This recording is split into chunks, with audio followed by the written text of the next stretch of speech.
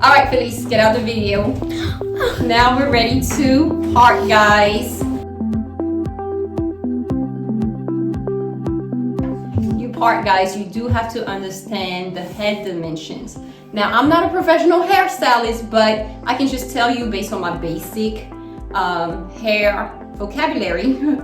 Hopefully I'll share some tips that will make sense to you and will help you with your parting game, because that is very important in order for all of your braids to be the same size or to even land where you want them to land.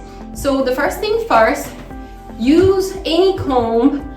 I have this one here. You can see that the teeth are wide, but they're very thin. So this is going to give me a nice sharp part that's going to be nice and clean. Show them your part, Charlie. Okay.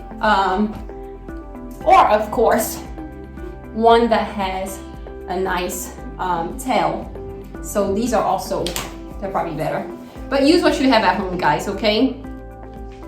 So I always start off with a nice part in the middle to make sure that the hair is even on each side.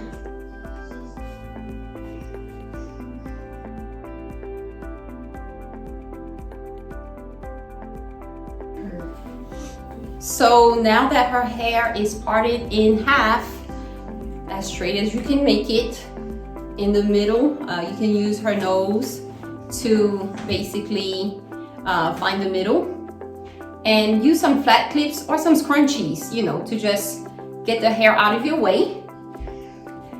All right, guys, so now that you have your two sections separated, you do have to remember that your head is not a perfect sphere. So here are my tips on how to part and make it nice and neat.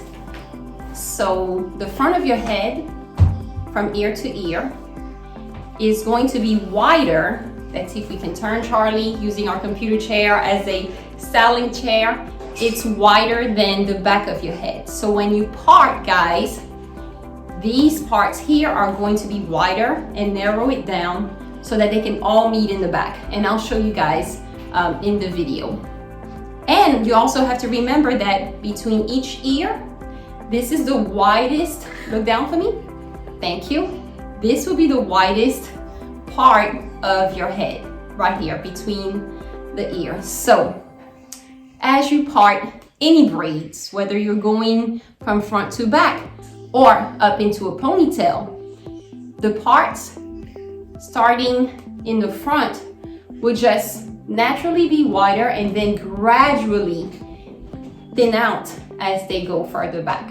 So I hope this tip will help. And now let's demonstrate. All right, so let's pretend I'm doing a cornrow and I want my braid to be this wide. Okay, I'm just gonna part it along, following the shape of her head and going around the ear. And as I get to the back,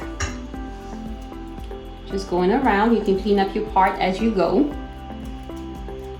But as I get to the back, it's actually going to take too much space if I leave it the same width as the top. So as I get to the bottom, I just narrow it a little bit more to allow space for the other braids to also be able to all fit into the bottom of her head. So this is what it would look like. The bottom is a lot more narrow. Let me clean the part for you. Make sure it's straight. The bottom would be a lot narrow than the top.